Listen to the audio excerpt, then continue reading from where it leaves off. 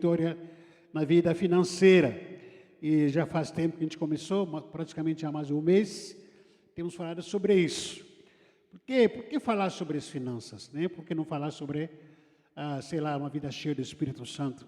Faz parte, é bíblico, tanto quanto uma necessidade de estarmos cheios do Espírito Santo, como também sobre termos um caráter transformado, trabalhado para lidarmos com aquilo que é de mais precioso, que se você souber lidar com as finanças, você vai ser próspero. E também, se você não souber lidar com as finanças, isso vai afetar, interferir praticamente na sua vida com Deus, na sua vida com a sua família e principalmente na sua vida como cidadão, como brasileiro, se você não souber lidar com isso. Infelizmente, tem muita gente que não sabe lidar com as finanças por não saber lidar com as finanças, a vida delas acaba sendo afetada, principalmente com Deus, também no casamento, a família, com os amigos, na sociedade, numa empresa, nunca está feliz. A gente vai falar sobre algumas coisas nesse sentido. Só para a gente ter uma ideia, que o dinheiro é tão importante na Bíblia, e existe mais de 2.350 versículos sobre como lidar com o dinheiro e as suas posses na Bíblia. Se a gente não dá importância com isso, mas Deus dá importância. Por que Deus falaria tanto sobre algo que não tem importância? Por quê? A sua palavra. Se o dinheiro não fosse tão importante, ou fosse algo constrangedora, por que Deus falaria tanto mais de 2.350 vezes, ou versículos, perdão, sobre as finanças? Então, algo que Deus quer nos ensinar de alguma forma. E o mais importante, uma das coisas mais importantes, aliás, e que a transformação, a mudança da nossa consciência de que Deus é o dono de tudo. Por mais que a gente aprende qualquer tipo de princípios, estudos, ouvir palavras sobre finanças, sobre dinheiro, um dos princípios muito mais importantes é ter noção de que Deus é o dono de tudo que existe. Isso vai causar uma mudança em nós. É muito importante isso. Levítico capítulo 25, versículo 23. Isa, coloca para a gente, por favor. Levítico capítulo 25, versículo 23. Acompanha aí. A terra é de Deus, portanto, ela não será para sempre daqueles que a comprar. Deus é o dono dela. E para Ele, nós somos estrangeiros que moram por um pouco de tempo na terra dele. E quem é a terra? Com certeza você tem a sua casa, seu apartamento, que você comprou. Mas Deus está falando o seguinte, é bom isso, mas você não vai morar muito tempo naquele lugar. Porque não é seu, é de Deus. Você não vai morar muito tempo naquele lugar. Paguei, comprei, estou com escritura e tal, mas é temporária, apenas. Deuteronômio capítulo 10, verso 14.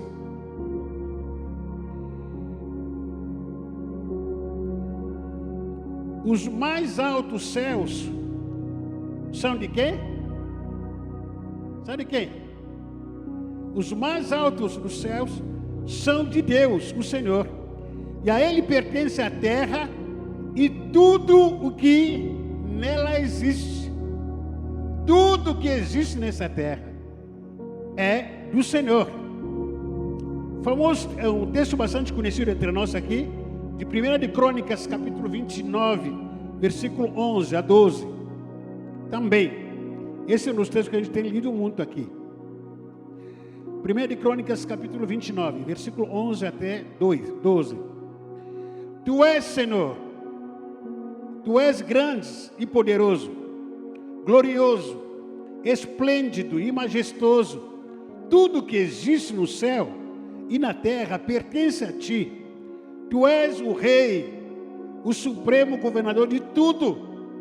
toda riqueza e prosperidade vem de ti. Tu governas todas as coisas com o teu poder e a tua força, e pode tornar grande e forte qualquer pessoa. Essa aqui é outra versão que estou usando aqui. Salmo de número 24, versículo 1. Salmo 24, versículo 1.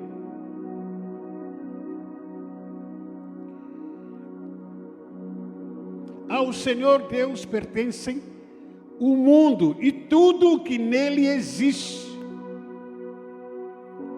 A terra e todos os seres vivos que nela vivem são dele. Outro texto, de Salmo 50, versículo 10 a 12. Salmo 50, versículo 10 a 12.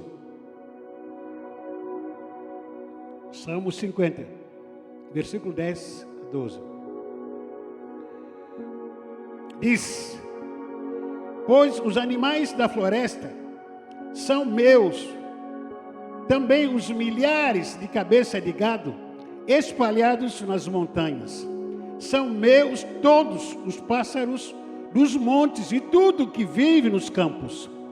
Se eu tivesse fome, não pediria nada a vocês, pois o mundo é meu e tudo que nele há é do Senhor.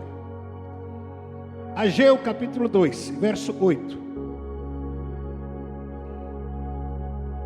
Ageu capítulo 2, verso 8.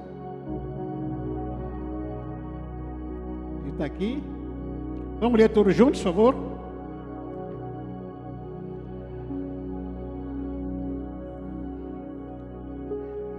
Toda a prata, todo o ouro que existe no mundo é ou são do Senhor. Agora, a questão fundamental sabemos tudo isso na teoria. Todo mundo sabe disso.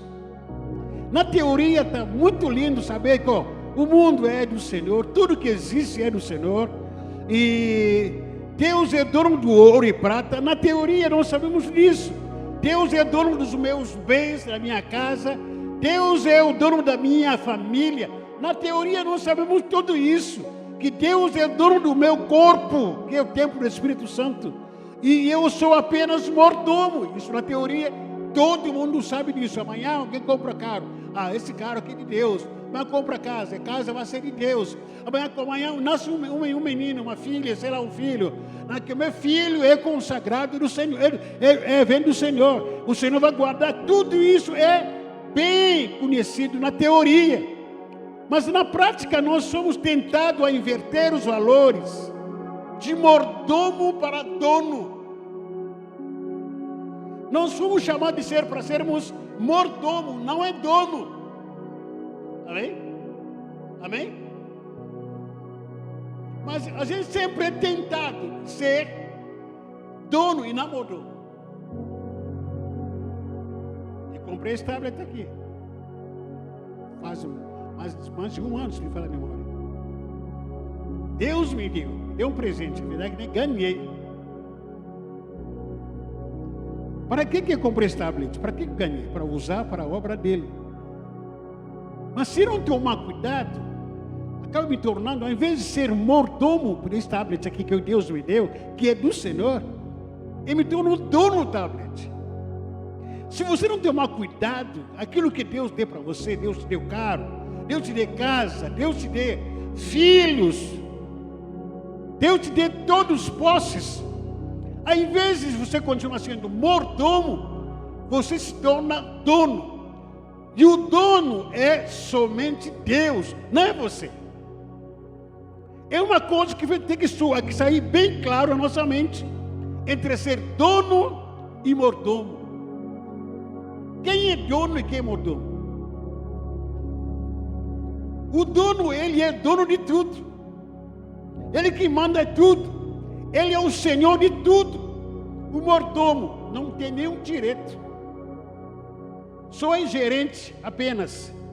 Não tem nenhum palpite para dar para o dono. Se nós conseguirmos entender o senhorio de Jesus.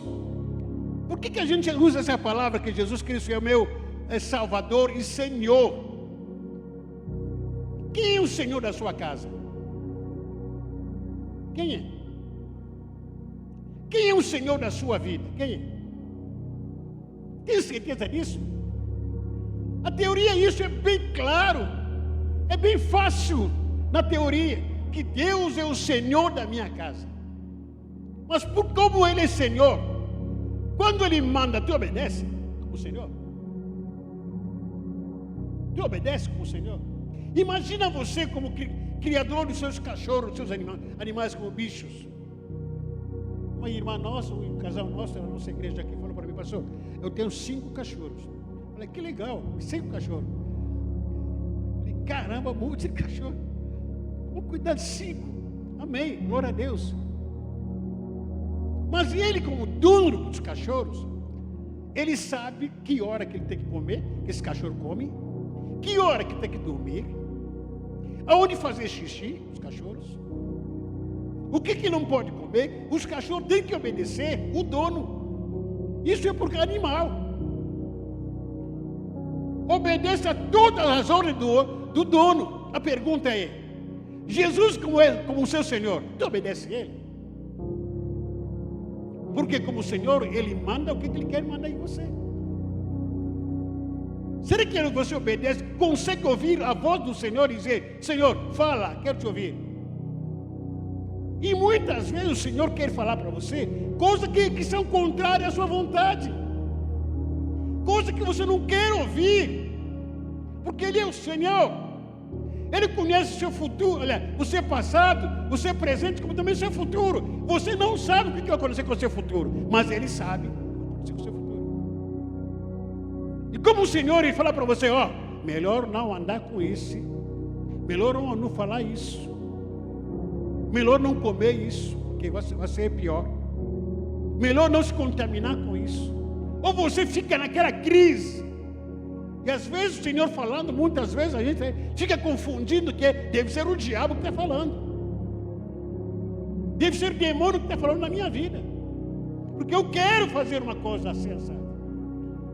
Mas a palavra de Deus está me mandando fazer outra coisa. Estou sendo contrariado.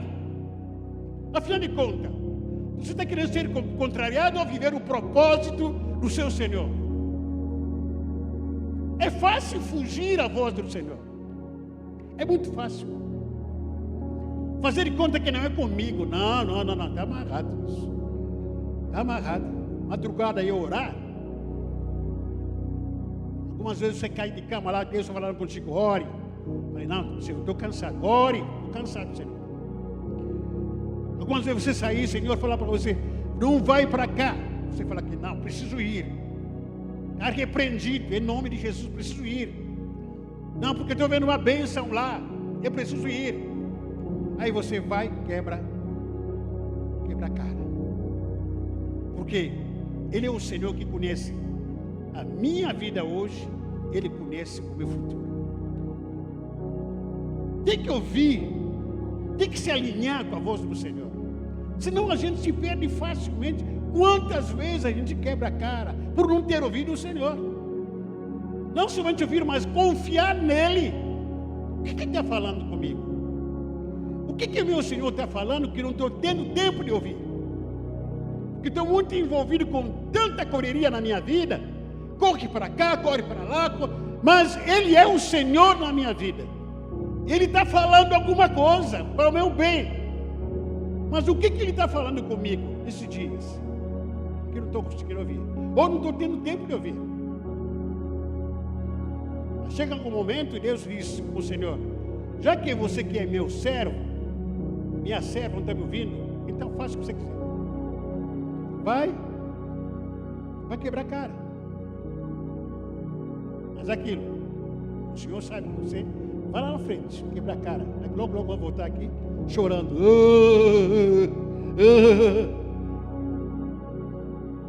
Aí deve ver que Deus é Deus.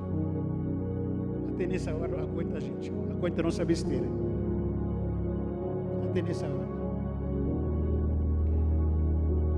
Então a parte teórica Nós conhecemos muito, sobretudo que é Deus mas na prática pouca gente conhece.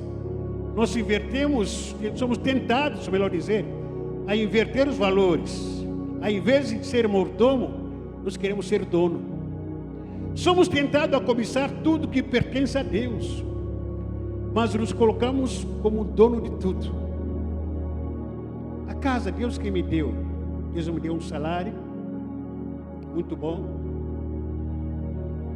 mas o salário que é meu. Não, que é isso? Que história que é essa de Deus? É meu. Eu não consigo calcular, que entrar na minha cabeça que salário é de Deus. Por quê?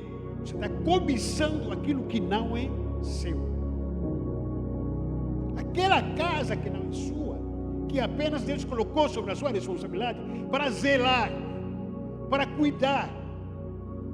Ao invés de continuar sendo mordomo, você quer tomar posse, se colocar em cima disso, para controlar aquilo que Deus já está controlando.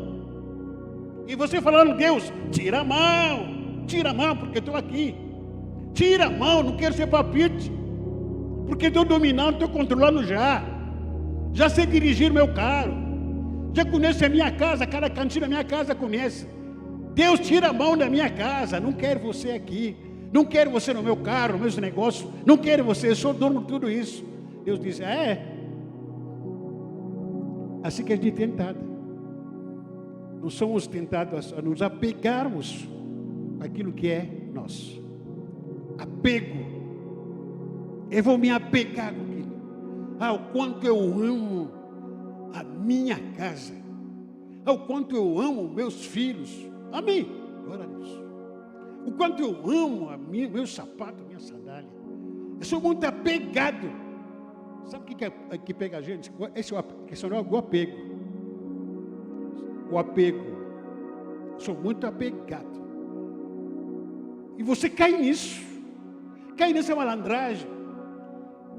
Eu gosto muito daquilo. É seu.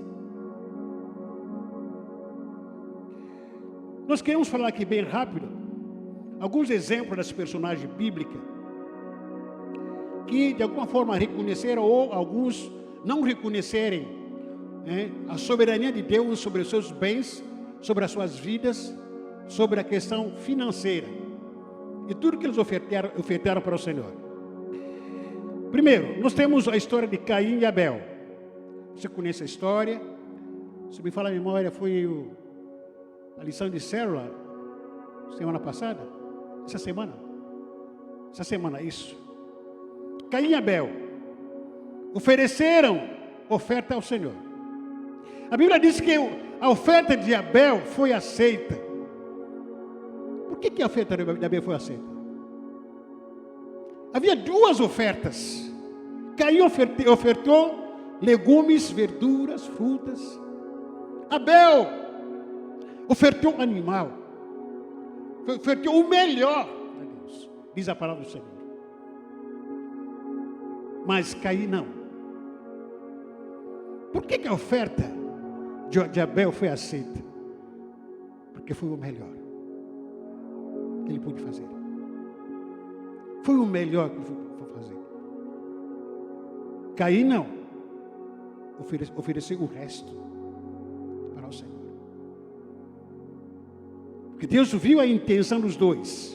Em Gênesis capítulo 14, também tem uma história de Abraão, que havia sofrido uma grande derrota numa guerra, quando a sua família foi levada para cativeiro, tudo que ele tinha, aquele povo de Israel, que ele foi levado para cativeiro. Mas Abraão não se deu por vencido. O que ele fez? Ele confiou em Deus. O que ele fez? Em nome de Deus, ele foi atrás dos soldados que haviam levado os seus familiares, seus filhos. E quando chega lá, ele recuperou tudo que lhe foi roubado. Ele volta, no versículo 18, capítulo 14 de Gênesis. No versículo 18 diz: Melquisedeque, que era rei de Salém e sacerdote de Deus Altíssimo, trouxe pão e vinho para Abraão. Melquisedeque abençoou Abraão dizendo: Abraão, seja abençoado pelo Deus Altíssimo, que criou o céu e a terra. Seja louvado o Deus Altíssimo, que entregou os seus inimigos de você nas suas mãos, perdão. E aí Abraão, o que ele fez? Abraão deu a Melquisedeque o dízimo de tudo que havia trazido de volta. Tudo que ele havia recuperado. Quando ele recebeu a bênção do rei do Salém, Melquisedeque, ele pensou: bom, quem foi comigo nessa guerra foi o Senhor. Quem me restituiu foi o Senhor. Olha, Abraão não frequentava Batista PNL Vicente Carvalho naquela época. Não havia igreja. Mas de onde veio essa ideia, esse ensinamento que tinha que dar o dízimo? Ele traz tudo que lhe foi roubado. Quando ele chega na casa dele, ele fala: bom, vou tirar a 10ª parte. Isso é honra. Abraão honrou o Senhor. Às vezes a gente vai numa luta, numa situação que a gente perdeu por aí, injustiça ou não, o emprego que a gente ganhou. A gente faz tantas promessas que quando eu começar a trabalhar, eu vou fazer assim assado. Quando eu casar, quando o primeiro filho nascer, eu vou fazer assim assado. Abraão não prometeu nada, apenas fez. Olha, interessante. A gente ganha tantas situações, tanta coisa na nossa vida. Abraão deu dízimo para o Senhor. Por isso que ele foi abençoado. Não foi o pastor Jesus que falou para Abraão: Abraão, dá o dízimo. Não foi algum pastor ou uma igreja evangélica que falou para Abraão: Abraão, dá o dízimo de tudo. Mas ele reconheceu que Deus me honrou por ter me restituído tudo que havia perdido. Você tem causa perdida na sua vida? Situações que você já tentou várias vezes para advogados, já tentou várias vezes para juiz, está em julgamento, está perdendo. Ouvi falar sobre isso. Por que você não recebe? Porque o seu coração está nele ou está em Deus.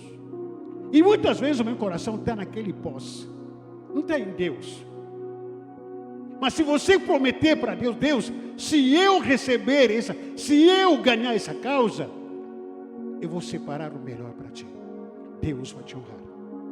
Cumpra essa palavra. Cumpra isso. Outra história, olha, outra personagem. Na maioria das vezes, antes de falarmos das personagens aqui, continua falando sobre personagens. Na maioria das vezes, Deus vai te provar diante do dinheiro, diante de bens e posses. No momento que somos tentados ao apego e ao domínio com aquilo que só pertence ao Senhor. O exemplo aqui de Abraão e a Sara. Você conhece também a história. Não vou ler aqui por causa do nosso tempo. Abraão e Sara, velho de idade, recebe a promessa da parte de Deus que eles seriam pais. Nessa idade, você vai ser pai. Não tem mais. Não, vocês vão ser pai. Porque Deus quis assim. E aí, vocês conhecem a história, Isaac nasce. Isaac quase adolescentes. Aí Deus olha para o coração de Abraão. Porque quando a gente tem um milagre, alguma conquista, eu sei que muitos de nós aqui nós conseguimos a nossa vida com muita dor, com muito sofrimento e desafio de vida. Ninguém consegue o que pelo menos o pouco que tem com facilidade. É sempre meio a luta, meio desafio. Abraão, de repente, no meio de tudo contra, ele teve Isaac. Qual é a reação de Abraão, de um pai como Abraão, naquela época, e a mãe como a Sara, com aquele menino, Isaac? É do apego, se apegou com Isaac. Fala que menino lindo, meu Deus do céu, já temos velho demais, nunca tivemos outro filho, mas de repente se apegam àquele menino. Talvez se pensaram que, não, vamos esquecer desse negócio de Deus, vamos olhar para o nosso filho. Deus olhava só para o filho, para o coração de Abraão. Foi quando chega no capítulo 22 de Gênesis. Deus disse para Abraão: pegue agora Isaac, o seu filho, o seu único filho, a quem você tanto ama, e vai até a terra de Moriá. Ali, na montanha, eu lhe mostrarei, queime o seu filho como sacrifício. De quem era Isaac? Fala comigo, responde para mim. De quem era Isaac? De Deus ou de Abraão? De quem é o seu filho? Você que tem filho. Quantos que tem filhos aqui? Levanta a mão. De quem é o seu filho? De Deus ou seu? Mas se Deus está tocando em nossos filhos, a gente fica aborrecido. Essa é uma das provas que a gente passa. Quando Deus coloca a mão nos nossos filhos, a gente treme. Deus está tocando nossa casa, nossos filhos, muitas vezes, para testar a nossa fé. Será que nós somos donos ou somos apenas simplesmente como gerentes, mordomo de Deus? Certa vez a gente estava no CEPAL, Congresso de Pastores, que quando tinha bastante assim, bons preletores naquela época, nos anos 90, 2000 por aí, um dos pastores que ministrou para a gente, ele falou o seguinte: você quer se conhecer quanto o pastor é dono da igreja? Fala a mão da igreja. A igreja dele. Na teoria a gente fala que a igreja é do Senhor. A igreja é do Senhor, não. A igreja é a casa do Senhor, Jesus Cristo é o dono dela. Mas fala a mão da igreja dele. Daquela igreja. Você vai descobrir de fato se a igreja é do Senhor mesmo, porque se a igreja é do Senhor, por que quando fala a mão da igreja te atinge? Por que tu não fala que não? Está na mão de Deus, é Deus que vai julgar. Porque na prática é assim mesmo. Se a sua família é do Senhor, os seus filhos são do Senhor, por que é tanta zelo, tanta preocupação com a sua família? Não são do Senhor? Os seus filhos? A gente passa a noite em claro sem dormir, porque o filho não sei até onde, está aprontando, não sei o que ele comer, não sei o que é, qualquer coisinha, a gente tira a noite de sono, porque preocupação, parece que a gente quer ajudar a Deus no cuidar dos filhos. Na teoria a gente fala que eu e a minha casa servimos ao Senhor. Na teoria nós pregamos, falamos muito bem. Essa é a minha casa, servimos ao Senhor. A minha casa pertence ao Senhor. Na teoria muito lindo tudo que nós falamos, confessamos. Mas na hora que Deus pôr a mão, apertou. Deus não toca. Não toca. Versículo 9 até versículo 13 de Gênesis capítulo 22. Quando chegaram ao lugar que Deus havia indicado para Abraão, Abraão fez um altar, arrumou a lenha em cima dele, depois arrumou Isaac e o colocou sobre o altar e em cima da lenha. Em seguida pegou a faca para matá-lo. Versículo 11, mas nesse instante, lá no céu, o anjo do Senhor o chamou, dizendo: Abraão, Abraão. Estou aqui, respondeu ele. Versículo 12. O anjo disse: não machuque o menino e não lhe faça nenhum mal. Essa segunda parte me constrange. Esse versículo. Quando o Senhor disse para Abraão: agora sei que você, agora, com a faca levantada, querendo matar o seu filho preferido. A voz diz: agora que eu sei que você ama Deus. Poxa vida, Senhor, talvez se fosse eu não falaria isso. Senhor, nunca vi que eu te amo. Não. A teoria é fácil. Me amar na teoria é fácil. Quer ver o seu filho sendo sacrificado para mim. Agora que eu sei que você me ama, né? E pois não me negou o seu filho, o seu único filho. Abraão olhou em volta e viu um carneiro preso pelos chifres, no meio de uma moita. Abraão pegou o carneiro e ofereceu como sacrifício em lugar do seu filho. Toda vez que Deus te prova, toda vez, sempre numa prova, há provisão. Quando Deus está te provando, aguenta, porque juntamente com a prova haverá provisão lá na frente. Deus nunca vai te deixar na mão. Coloca isso na sua cabeça. Aguenta a aprovação de Deus. Aguenta a dor, o sofrimento de Deus. Juntamente com a aprovação, sempre haverá provisão. Aguenta. É nesse momento que Deus quer conhecer e ver o nosso coração. Quando a gente está apertado, quando a gente está crítico, a gente quer fugir. A tendência da gente é fugir. Quando a gente olha para outra personagem, para Moisés, mas Moisés tinha também a prática de construir altares e tendas para sacrificar ao Senhor. Outra personagem que é bastante conhecida aqui entre nós, a Ana. 1 Samuel capítulo 1,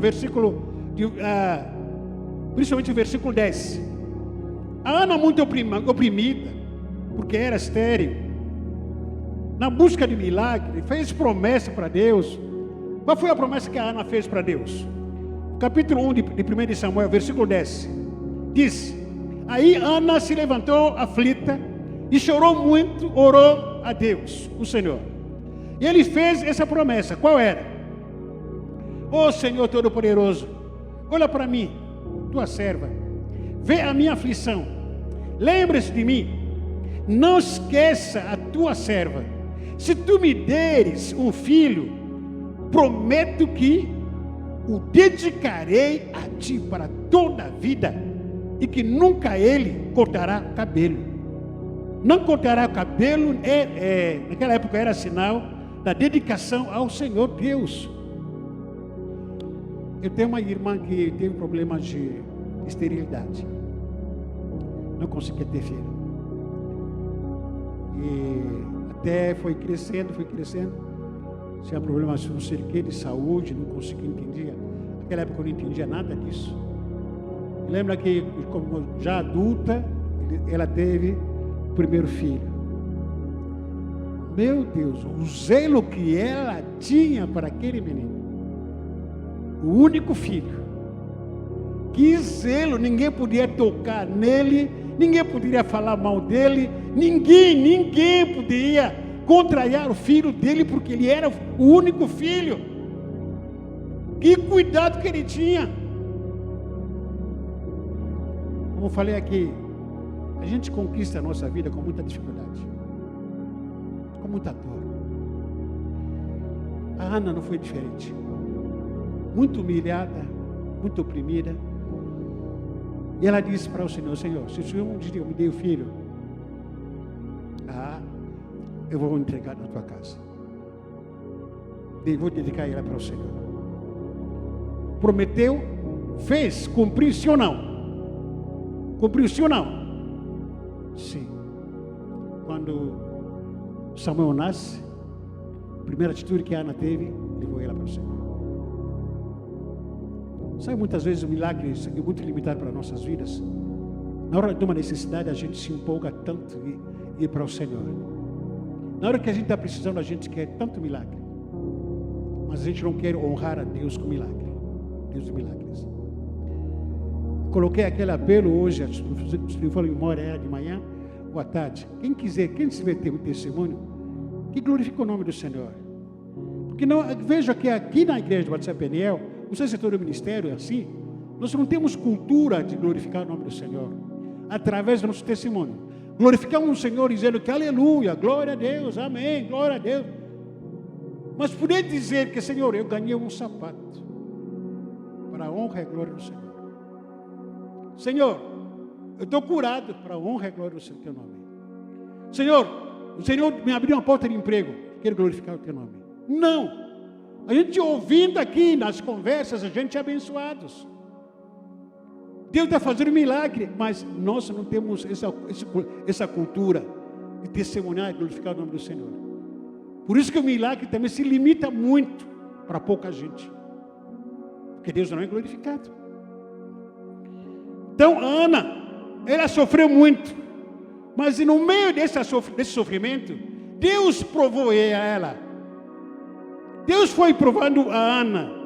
E a Ana, para não ficar muito apegada com Samuel, falou aqui, ó, Senhor, nasceu, já toma. Eu não ficar comigo. Outra personagem, rapidinho. Nos dias das maiores crises de fome e seca em Samaria, no capítulo 17, 1 Reis, o Senhor fala para o seu profeta: vai, se esconde perto do riacho de Querite. Lá vou mandar corvos para sustentar você como profeta. Irmãos, a gente está enfrentando crise, talvez não seja tanto como antigamente, como alguns meses, alguns anos atrás. Hoje as coisas estão sendo liberadas, estamos andando para cá e para lá. Até quero aproveitar aqui, irmãos, para continuar vigiando. Covid está voltando. Covid está uma realidade hoje. Se protege. Hoje eu mesmo recebi uma mensagem de uma irmã nossa aqui da igreja. Falou para mim: pastor, não vou poder ir na igreja, não vou poder ir para cá, para lá, esses dias, porque vou ficar em reclusão por causa da Covid. Irmão, se protege. Covid ainda está por aí, está solto ainda. Como eu falei que a minha esposa está lá em casa, em reclusão. Tem que tomar todo o remédio, graças a Deus, Deus está tirando ela dessa sufoco toda, está se recuperando, está praticamente 95% já está. Até uma irmã ligou para mim perguntando: pastor, está bem? A pastora, falei que graças a Deus está melhor, está começando a aprontar de novo aí, está quer correr para cá, correr para lá. A gente sai de casa, fala que não aguento ficar em casa aqui, não aguento ficar uma semana inteira, não aguento, vontade de pular, sair de casa aqui correndo. Falei: quieto, fica quieto aqui, se cuida aí, porque não pode sair de casa. Então, irmão, se cuida, tá? Se cuida. Precisa usar máscara, usa máscara. Porque o Covid ainda está solto por aí. Toma cuidado, tá? E para proteger também outras pessoas. Mas no meio da crise que a gente enfrenta de todos os tipos, e muitas vezes Deus não deixa de honrar os seus profetas. Você que tem intimidade com Deus, você que é homem ou mulher de Deus, no meio da crise, Deus sempre trará provisão para você. Naquela época não havia água, não havia comida. Deus olhou para o seu servo Elias. Olha que Elias, não tem água, não tem comida, todo mundo está apertado aqui. Mas no seu caso, você é diferente. Porque você é meu. Eu vou te sustentar. Vá, se esconde perto do riacho. Tem água lá à vontade, porque você é meu. Aquele riacho não é mais para ninguém, é exclusividade para você. Aí também vou mandar corvos. Imagina corvos. Receberam a mensagem do WhatsApp celestial. Vai mandar essa comida, esse pão, vai mandar essa mistura para onde? Para Elias. No meio da crise, Deus sempre honra seus profetas. No meio da crise, no meio da fome, sede, não se esqueça disso. Deus nunca se esqueça do seu. Deus está de olho em você. Depois foi também para a cidade chamada de Serapta, Elias. Imagina uma viúva. O que uma viúva tem? Com todo o respeito. Chega lá uma viúva, sustenta Elias.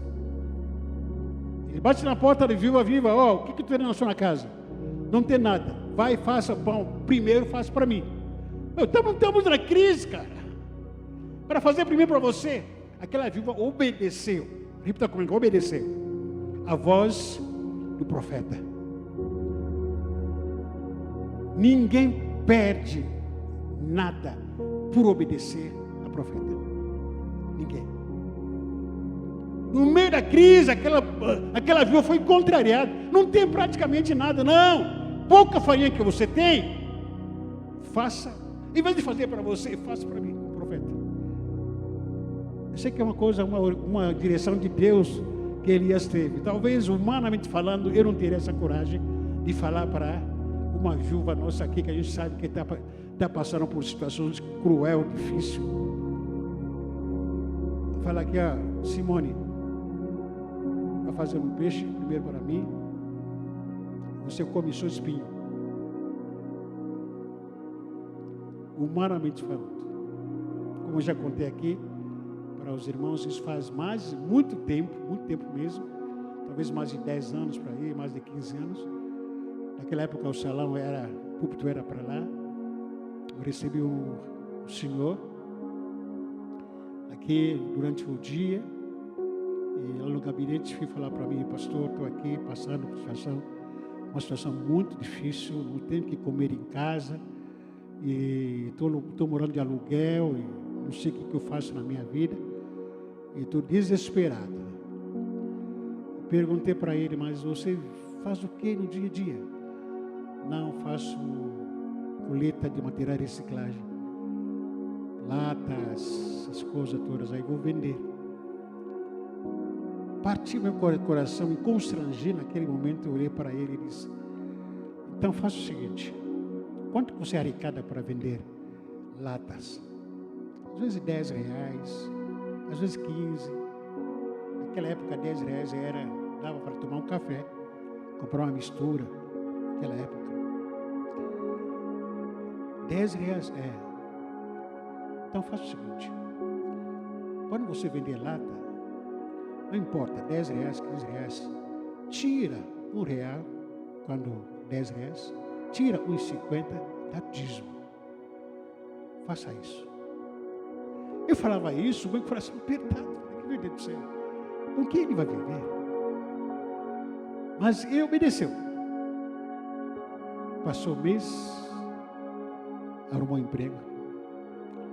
Passou o mês, a vida dele foi restaurada, casou, alavancou. No momento de aperto, no momento que tudo estava contra, no momento da circunstância, tudo era ruim, ele conseguiu se levantar do pó. Deus honrou a vida dele. O caráter de Jó também foi aprovado por causa dos bens que ele tinha. Tudo, ele pede tudo. Deus olha para Jó: Jó, tu me ama? Ou você ama as coisas que você tem? Você ama os bois que você tem? Ou você ama a família que você tem? Tu ama quem? Deus disse: então, vou te provar. Vou tirar tudo que você tem. Filhos, os bens, fazendas, dinheiro, fama que você tem. Vou tirar tudo. Jó, olha aqui, olha a ideia. Jó perdeu tudo. Perdeu o quê? Jó perdeu tudo. Mas Jó tinha a noção que tudo que eu tenho é de Deus, não é meu. Escuta a fala de Jó quando ele perde tudo. Ele disse: Deus deu, e para quê? E para mim, como gerente, como mordomo. Deus deu e Deus tomou. Louvado seja o nome do Senhor. Olha aqui a menção, a noção de um mordomo. Não perdeu nada. Deus que me deu os filhos, Deus que me deu as fazendas, Deus que me deu tudo que eu tenho, mas Deus também tomou. Ele é soberano. Ele dá, Ele tira. Não é isso que vou ficar desesperado. A gente fica desesperado quando a gente perde, porque nosso coração está naquilo, porque nosso coração não está no provedor, está na provisão. A gente fica olhando em dinheiro como meu dono, a gente fica olhando nos bens porque são meus, os meus filhos são meus, o meu corpo é meu, não é seu o seu corpo. O seu corpo é templo do Espírito Santo. E haverá momento que Deus vai querer te provar com o seu corpo, com a sua família. Você ama mais a Deus ou ama a sua família? Ama mais os bens ou ama a Deus? Quem é o dono da sua família? Quem é o dono dos seus bens? Há momentos que Deus vai querer te provocar, te sacudir um pouquinho, para testar o seu coração. Aonde você está? Está comigo ou está nas coisas? É aí que você vai gritar, vai chorar. E chora como uma criança. E a mãe não vê. O caráter de Judas foi reprovado por causa de quê? Ele era tesoureiro. Não aguentou. Olhou para aquela caixa e disse: nossa, está cheio de bufufa aqui. Oh, que legal. Vou comprar um carro, vou comprar uma casa. Olha aqui, olha meu coração. Olhou para o dinheiro, o coração dele mudou. Lá em Atos capítulo 5, o casal Ananias e Safira, por que morreram os dois como casal? Porque mentiram para Deus. Por causa de quê? Por causa de dinheiro. Eu queria te pedir para ler um texto, esse último texto que eu vou ler aqui agora com você. 2 de Timóteo, capítulo 4, verso 10, por favor. Vou terminar com esse texto. 2 de Timóteo, capítulo 4, verso 10.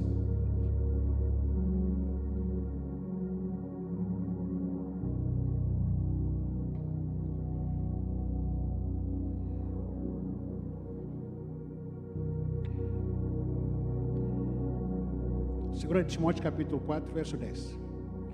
Deus, ela depois de Demas, se apaixonou por esse. Se apaixonou por quê? Por esse mundo. E me abandonou. E foi para a cidade de Tessalônica. Crescentes foi para a província da Galácia. E Tito para a região da Dalmácia. Demas se apaixonou por esse mundo e me abandonou. Se apaixonar por esse mundo, apaixonar por quê? Dinheiro, fama, prazeres, diversão. É a paixão de muitas pessoas. E não é difícil no dia de hoje essa apostasia que tem acontecido entre muitos crentes, abandonar, apostatar-se da fé por causa do amor ao dinheiro, fama, os prazeres por aí. Demas abandonou as coisas de Deus. O que tem no mundo? A soberba, o dinheiro, a fama, tudo que não presta está no mundo. Demas conseguiu escolher a parte da fama, a parte do dinheiro. Por isso que Demas abandonou a Paulo. Diz a palavra do Senhor que ninguém pode servir dois senhores. Ninguém pode servir a Deus e a Mamon. Deus e... Está com medo de falar? Ele não morde não. Deus e... Não pode servir dois senhores. Mas estou terminando aqui. É sutil Mamon passando entre nós, nossa mente, nosso comportamento, nossas atitudes, muitas vezes até a nossa fala. Mamon passa por nós. Por exemplo, a ideia de que alguns de nós talvez não confessam isso em público, que dizem que eu sem dinheiro não dá. Alguns até declaram isso. No meu caso aqui, sem dinheiro não dá, não vivo. Sem dinheiro não vou ser feliz.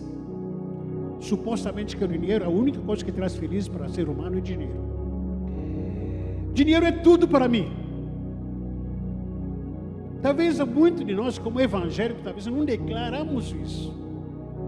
Tem talvez com medo de sermos exortados, esculachados. Mas entre linhas, lá no esconderijo da gente, na vida da gente, o que grita mais? O que fala mais no nosso coração, no nosso comportamento? Dinheiro é tudo para mim. Por dinheiro eu faço qualquer coisa. Eu posso comprar tudo, mandar tudo em todos. Posso mandar em tudo. Eu estava brincando com o irmão nosso aqui, não vou falar o nome, e trocou o carro, está aqui, está esperando eu ir para ungir o carro. Eu falei, puxa, que carrão, meu Deus do céu, maravilha. Agora ninguém mais vai poder tocar em você, né?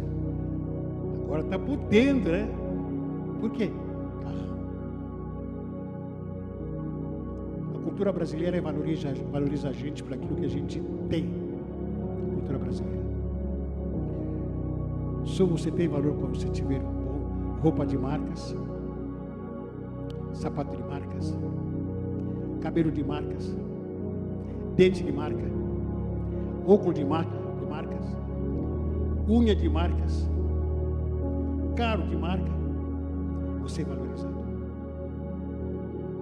Se você não tem nada de valor na sua vida e não usa nenhuma roupa, nenhum objeto de marca, você não é nada. Não é nada. Já contei aqui várias vezes a história que foi aqui.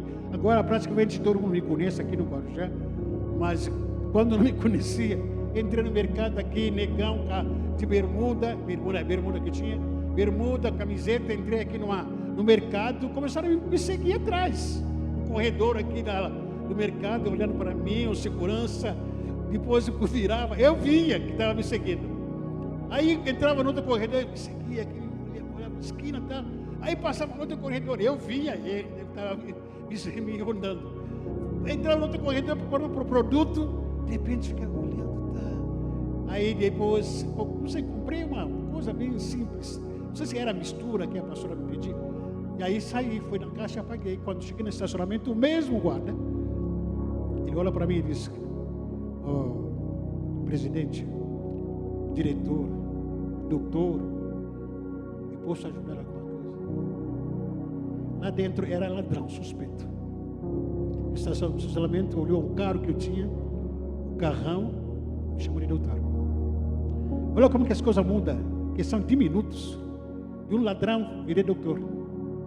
De um suspeito que não tem nada, porque está de bermuda e camiseta, entra na loja, e chega no estacionamento, vira já doutor. Brasil, essa é a nossa cultura. Infelizmente, a gente valoriza as pessoas por aquilo que elas têm, não por aquilo que elas são. Sempre eu tiro o exemplo aqui de alguns irmãos bem simples que frequentam aqui na nossa igreja. Não me canso de olhar para o nosso irmão João ou Paulo? Paulo. A simplicidade desse irmão. Ontem, não sei se foi ontem, domingo, estava vindo para cá. Eu estava à esquerda, vi ele no estacionamento, esperando o ônibus para vir para cá. No estacionamento, na parada de ônibus. Estava com o Michel. E já tinha passado, falei, meu Deus, olha, vi o irmão Paulo. No estacionamento, aliás, no parada de ônibus. Tinha um monte de carro atrás de mim, senão você ia dar a volta para pegar ele. Olha, nosso irmão, não quer expor ninguém aqui. A gente só dá valor para que ele tenha um carrão no estacionamento. A gente só quer dar valor àquele que entra aqui, fala bonito, roupa de marcas, sapato de marcas, sandália de marcas. Os filhos são da Nike. E esse tem que dar valor. Porque o dinheiro faz isso em nós. Vê como que dinheiro pode nos levantar, trazer status falsos em nós, como também pode nos colocar no estado de humilhação. O dinheiro traz status. Me sinto importante, me sinto valorizado com o dinheiro. A visão do dinheiro nos faz valorizar e respeitar mais quem tem e humilha aquele que não tem. O amor de dinheiro interfere nas nossas motivações, os nossos valores e prioridades. Veja a satisfação com a qual farei aonde tem promessa de dinheiro. Que satisfação que você teria se falasse aqui para vocês, irmão, amanhã às 8 da noite, nós estaremos distribuindo uma oferta de R$1.000 para cada membro da igreja. Qual a motivação que teríamos amanhã? Algum de nós nem dormir aqui hoje, vai ficar aqui. Olha a nossa motivação. Eu vou ficar aqui na primeira da fila, para não perder a oportunidade. Vai ficar aqui amanhã na fila, de hoje até amanhã, 8 horas. Agora, quando a motivação é a oração? Quando a motivação é Deus? Quando a motivação é cultuar ao Senhor, congregar? Olha os nossos valores, as nossas motivações, na qual nós vivemos muitas vezes um dia a dia. O que a gente demonstra em relação ao dinheiro? Domingo eu conversei com o moço aqui, com o rapaz, faz tempo que não vem mais no culto. Falei, irmão, faz tempo que não vai mais no culto. Ah, pastor, estou trabalhando de domingo a domingo. Falei, que pastor, irmão, você ama Deus ainda? Falei, que pastor, eu amo. Mas não tem nem uma hora para vir assistir o culto. Não vai ficar o dia inteiro aqui, uma noite inteira, passar 2 horas aqui no culto. Mas por causa do dinheiro, não quer mais congregar. Não tem mais tempo. Olha a inversão de valores que a gente vive no dia a dia. Se fosse dinheiro, a gente estaria aqui. O lugar é meu, a gente disputando aqui a cadeira. Por dinheiro. Mas por Deus. Não, estou cansado, ficar em casa. Não der tempo. Não, é melhor ficar em casa. Não, porque eu estou com gripe. Não, porque eu estou com febre. Por causa de Deus. Ao mesmo tempo, na teoria, nós cremos que Deus cura, liberta, sara, salva. Deus nos fortalece. Teoria. Até que ponto a nossa teoria é verdadeira? E a nossa prática é falsa, muitas vezes. Profetizamos, cantamos, falamos. Tantas coisas teóricas. O que a gente vive estão aquém da nossa teoria. Que não sabemos. Por isso, só para terminar, vamos colocar em pé. Nós somos apenas mordomos. Não somos dono. Você é mordomo, você não é dono. Repita comigo, eu sou mordomo. Eu não sou dono de nada. Fala para você, irmão, você não é dono de nada. Você é mordomo. A promessa para quem é mordomo diz: quem é fiel no pouco, também é fiel no muito. O mordomo que é fiel no pouco que tem, também será fiel no muito. Quem é injusto no pouco, também é injusto no muito. Se não fosse fiéis nas riquezas injustas, quem vos confiará as verdadeiras? E se não fosse fiéis com o que é alheio, quem vos dará o que é vosso? Quem é fiel no pouco, também será fiel no muito. No pouco que você tem, seja fiel. Seja fiel. Seja zeloso. Mas não como dono. Entrega o seu caminho ao Senhor. Confia nele. E o mais ele fará.